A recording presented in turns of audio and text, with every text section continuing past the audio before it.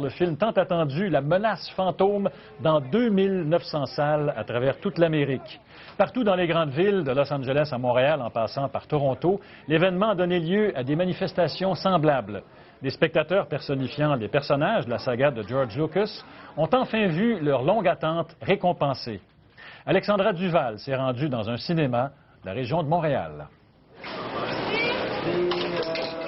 Tout était prêt pour cette nuit étoilée. Autant le maïs soufflé que les costumes des fans, bien décidés à donner des allures de fête aux interminables minutes d'attente. 10 minutes! Même Elvis n'était pas mort.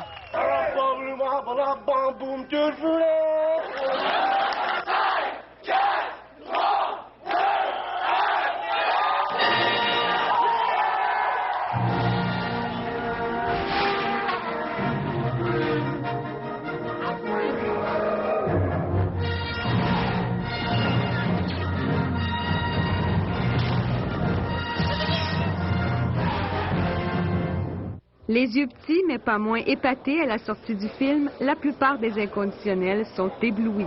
On continue la trilogie, on part du début, on comprend des choses, c'est très bien. Mais je dois avouer que malgré que depuis le temps que je lis sur l'Internet toutes les rumeurs, etc., j'ai été surpris plus qu'une fois. C'est le plus beau jour de ma vie. Puis surtout les batailles de Jedi, là, c'est merveilleux, c'est un chef-d'œuvre. Ça s'attendait à mieux, ça fait 20 ans que tu l'attends, puis c'est juste bien. C'est comme...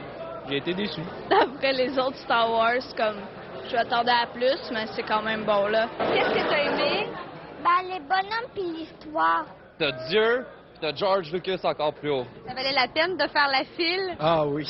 J'en reprends encore si pour le prochain qui va sortir le deuxième, c'est ça, je vais en refaire encore. Au moins 5 heures de file d'attente, mais c'est pas grave, on a eu des bonnes places, puis le film était vraiment bon. Pendant que les fans songent déjà à revoir le film une deuxième ou une troisième fois, la file ne cesse de s'agrandir en vue des représentations à venir. Alors on peut déjà présumer que des files d'attente comme celle-ci, il y en aura encore pour bien longtemps.